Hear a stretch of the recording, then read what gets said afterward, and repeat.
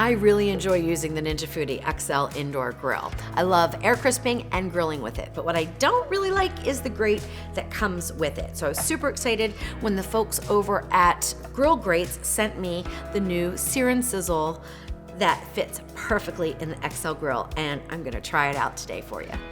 Welcome to the Salted Pepper, where we cook for real life, using real food, and we keep it real simple. Today we're gonna make some simple salt and pepper chicken breast on the Ninja Foodi XL Indoor Grill, and we're gonna do a comparison. So we're gonna see the grate that comes with the grill or the Sear N Sizzle grate. Which one will produce a juicier and better chicken breast?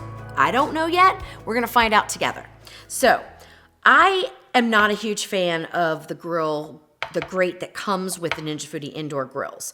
They are very difficult to clean in my opinion, and I know this varies a lot. People say, oh, they're so easy. For me, they're not easy to clean. Seems like no matter what I do, something is caught in these curves, okay? Because all of the little raised areas are swirled, they're curved.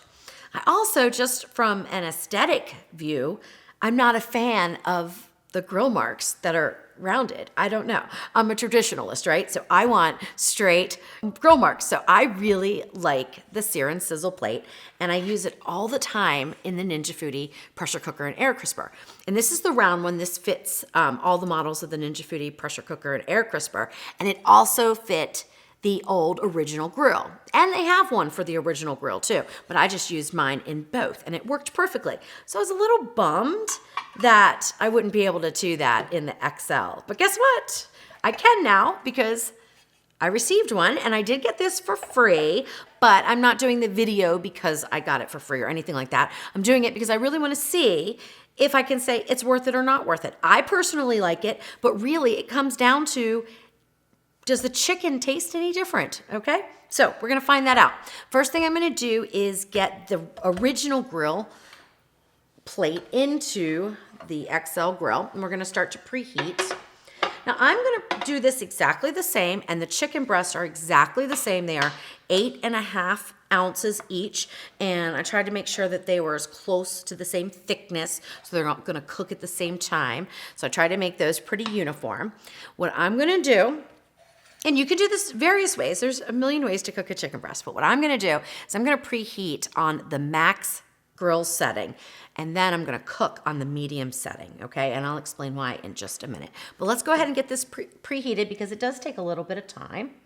So I just turn the grill on here. I'm going to go to grill, take it up to max and hit the start button.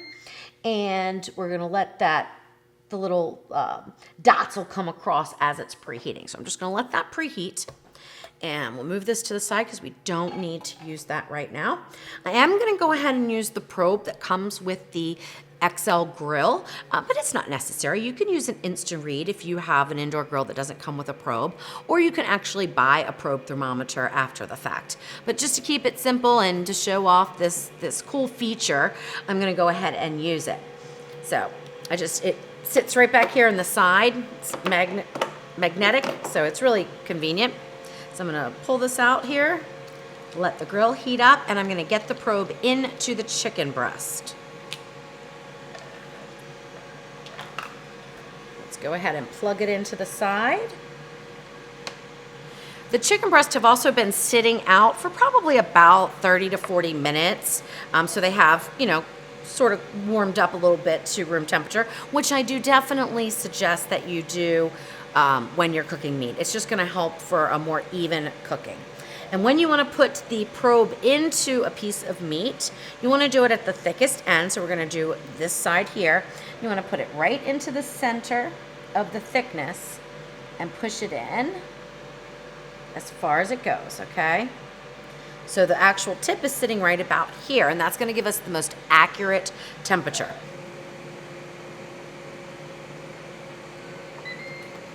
All right, we're preheated. It says add food. That probably took 8 minutes or so. So we're gonna go ahead and open this up. Now you kinda wanna do this sort of on the fast side because you don't wanna let out all the heat. And I'm just gonna give this a little bit of a brush. I'm using some duck fat oil. Just a tiny bit, just because it's a chicken breast and they tend to be very lean.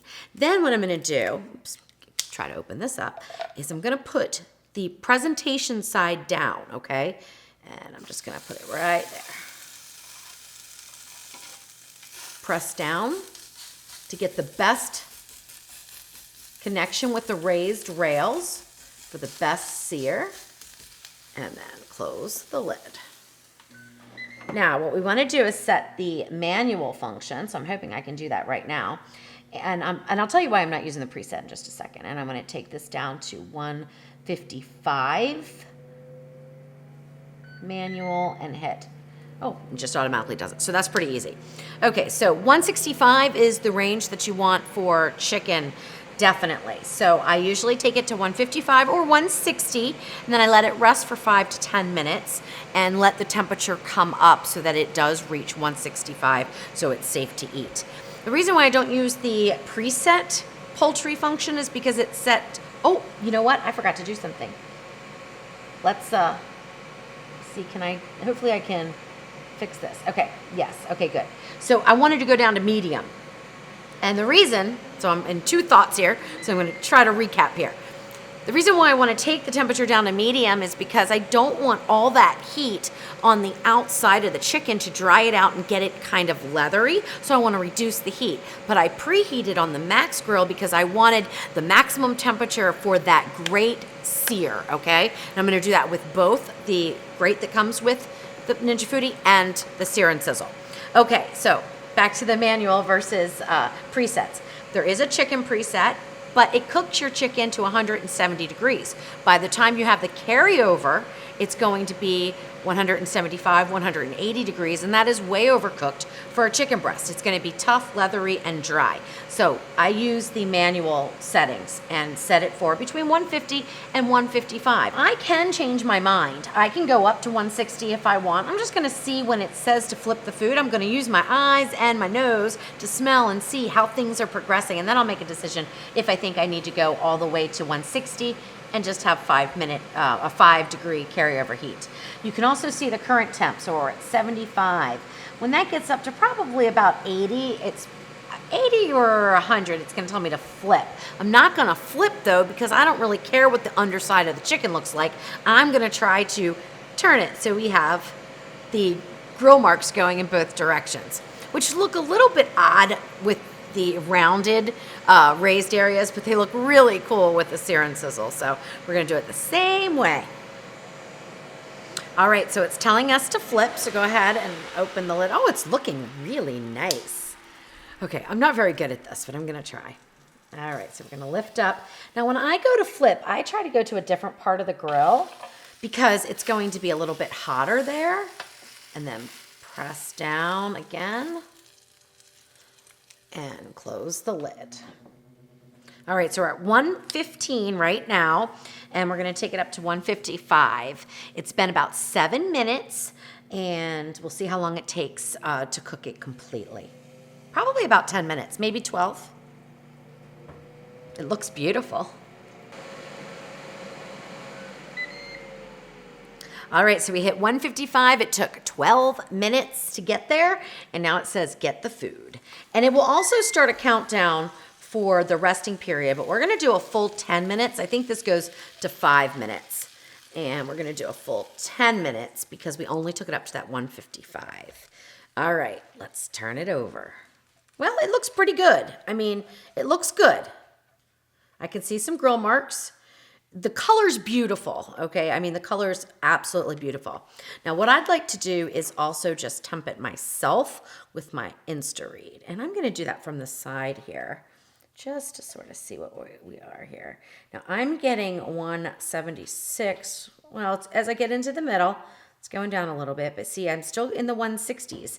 So that's why when I'm doing chicken or pork or something that's lean and can dry out when it overcooks, I underestimate the time, okay? I can always throw it back on if it's not cooked enough, but I think in the 10 minutes, it's going to be absolutely perfect. Meanwhile, I will get this grill grate out and we will put the other one in and we'll get set up to do the second chicken breast. All right, so before I get this in and it starts to heat up, I wanted to talk a little bit about it and the material that it's made of and why it works so great. So this is made out of hard anodized aluminum. It's a great conductor of heat. So it really conducts the heat perfectly in the Ninja Foodi pressure cooker and air crisper and in the grill and even in the XL oven, because this fits perfectly in the XL oven, and I used it to make pork chops the other day. So it works beautifully in there as well. So these rails, as they call them, are flat and they make the connection with the food. And then there's these little valleys here. And as the food is cooking, this will be true for burgers, steaks, chicken, anything that you want to put on there. As the fat and juices drip down into the valleys, they steam and kind of bounce back up towards the food. And I think it really helps to give a really great flavor, especially when you're working with light marinades and things like that. So I love using it. Then there's the flip side. So you can use this in the grill and I'm being careful putting it in here because the grill is hot and I don't want to touch it. So you can use this as a flat surface. So if you're doing delicate pieces of fish and the Grill Grate just might not work so well for them, use the flat side and you'll get a beautiful cook on delicate foods. You can also use it for frying some eggs if you wanted, making some French toast, which is something I'm definitely going to try. So I just absolutely love that you can use it on both sides. Try not to burn myself here. All right, let's get that out. Now, over time, it will turn colors, okay? And that is perfectly normal, and it's exactly what you want, okay? So this has been well seasoned, and it helps with the nonstick properties. So for this newer one, I will brush with a little bit of duck fat, just like I did with the other grate insert. But after a while, like with this one, I don't brush with anything, and nothing ever sticks. It's just fantastic. I absolutely love it. All right, so it's probably been about 10 minutes, and wanted to let you know that we did get up to 171 with the thermometer, and I left the probe in for a full probably 6 minutes before I took it out and then replaced it with my Insta-Read so that I could wash this off and get it ready for the next one. I recommend that you keep your probe in for the rest period, because if you just take it right out, you're gonna leak a lot of juices right out of that hole. Okay, so now we're at 163. That's okay. It did get up to the 171, and now it's cooling down some. All right, so let's go ahead and remove that, and let's cut into our chicken breast. So again, I just lightly seasoned this with salt and pepper, so I didn't put any kind of real seasonings. No sauce, no marinade, no nothing. All right, so let's go ahead and let's take a peek here. Oh, it looks pretty good. It looks juicy. It's cooked well too, so it looks good. All right, so I'm just gonna take a little slice here. All right.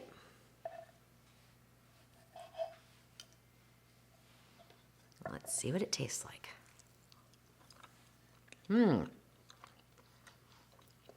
It's good.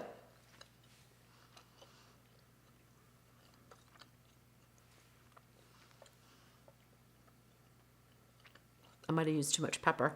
That's my fault. It's good. It's not as juicy as I would have liked, so I think I might even take that temperature down to 150 instead of 155 and bring it out a little bit early, just so it doesn't get up to 171 before I eat it. Of course, if you're doing it at home and you don't need to time things, you can just let it get up to the 165 and then, serve it right away. But anyway, it's good. It tastes good. There's no problems with it at all. So I'm going to go ahead and put this on a plate. And the skin is not, well, there's no skin on it, but the outside is not too leathery either. And that's important. So wanted to make sure that it was not too leathery. All right, so let's go ahead and get this Grill Grate set up and preheated same way, which will be on the max grill. And hit the start button. All right, here we go. So it's preheated on max grill. You can do the same thing with just a little bit of the duck duck fat. And I'm just gonna go along the rails as much as possible here.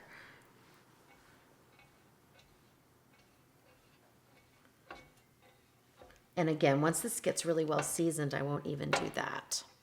All right, there we go. Now we're gonna do the same thing. We're gonna put it presentation side down, which is the pretty side. And I'm gonna put this on kind of at a 45-degree angle here. Do the same thing, press down so it makes good connection.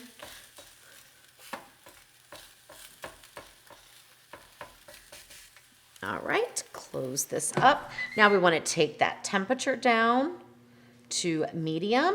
We're going to hit manual, and I want to take this down to 155, and that's all I need to do. Now we're going to time it. So we're going to find out exactly how long it takes, because sometimes things don't take as long using the Sear N Sizzle. So we're going to find that out. Okay, it's letting us know it's time to flip. And it's been just about 5.5 minutes. Now, I will say one difference that I'm seeing right now is that it's getting up to temperature faster, but I'm not getting as much browning on the top at this point as I did with the other grate that came with the grill. So now I'm gonna lift it up. Now, if you run into any type of resistance, which I might be meeting just a tiny bit, that just means it's not ready to flip. Oh, but it did. It came up. That's good. All right, now I'm going to go ahead and put it down again. And press down and continue to cook. All right, so the difference in the coloring is kind of interesting to me, and I'm not sure exactly why there's a difference. But taste is everything, and we'll see how it turns out in just a few minutes. All right, so I just wanted to kind of recap where the chicken was didn't come off quite as easily as it did with the other grate when we just did the other chicken breast.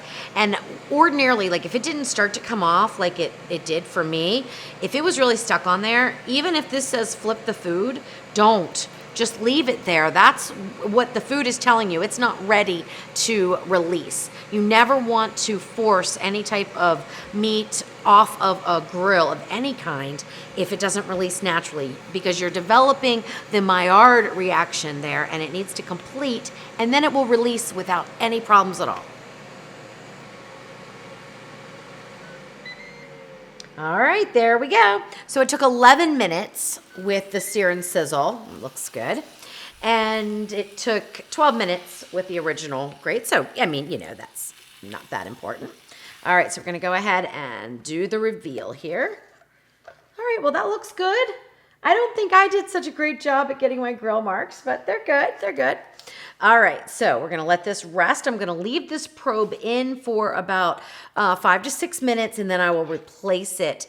Because one thing that I'm kind of disappointed with is that the grill does not show you the temperature as it rests, so you don't see what it comes up to. So I'm just gonna replace it with my Insta-Read in about 5 or 6 minutes, and then we'll let it rest the full 10, and we will give it a taste test and see which one looks better, which one tastes better, and if I think there's any difference at all. All right, so we've been resting 10 minutes. At about minute 5 or 6, I removed this probe, put in the other Insta-Read. It went up to 169. Now it's down to 163. So it did not get as hot, okay, a few degrees less than the other one, and it started to cool down a little bit faster. Let's see if that has any impact on the flavor, because again, that is the most important thing, flavor and texture of chicken breast. All right, so I'm gonna do the same thing. I'm gonna cut it straight down the middle. And take a look. It looks nice and juicy. It really does. It looks great. One thing I will say is it was easier to cut.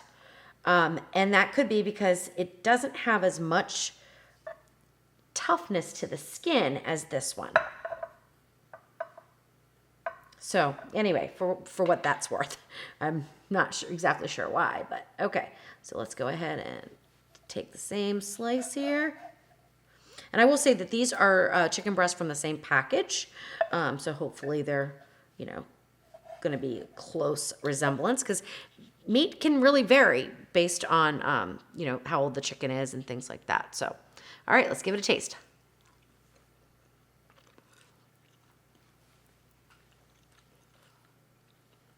It's night and day different.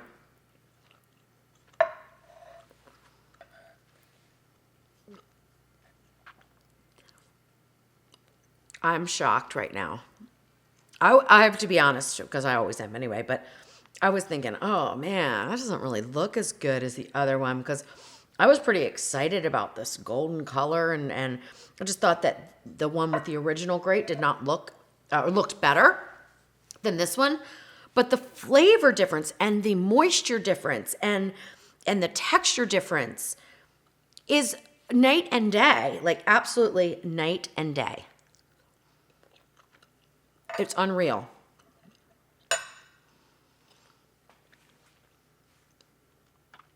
This is not tough. It is juicy. It's still a little too peppery, but that's my fault. Wow. I've never done this before, so I've never done a comparison between the one grill and the other grill. I just have always preferred this, and I'm going to show you why when we go to clean it. It's so easy. But now I'm absolutely hands down would say that the Grill Grate works fantastically, and I highly recommend it. All right, so let me show you exactly why I like it. Even if they were similar, which they are not. They are just simply not similar in taste and moisture content and texture. Not at all. Well, the taste is similar, I guess, but the texture and the moisture content, night and day, night and day. All right, so this is why. So and of course I do this in the sink usually, but once I let it cool down a little bit, I'll put it into the sink, and then I can just rub my sponge right across the top here. Everything comes right off.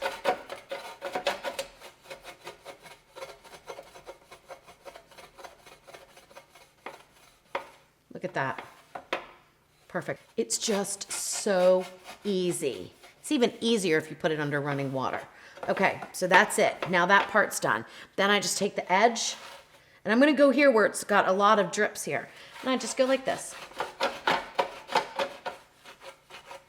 We're gonna see it come right off. I mean, I'm not even using elbow grease. I'm just simply rubbing the sponge right along. Look at that. Good to go. Perfectly. It cleans up beautifully. For that alone, I recommend it. All right, so I'm gonna go ahead and take this out for you real quick here. Just put it there. And I mean, it cools down really fast too. So I love that. It was maybe 12 minutes, and it's already cool enough for me to touch. So there you go, guys. This is the Sear N Sizzle Grill Grate for the Ninja Foodi XL Grill. You've got the grilling side, you've got the flat side, which I'm sure I'll be showing how that works in a future video. And I will certainly link to this below in the video description. So if you want to pick one up, you can go ahead and do that. If you have any questions, you can always email me, louise@thesaltedpepper.com.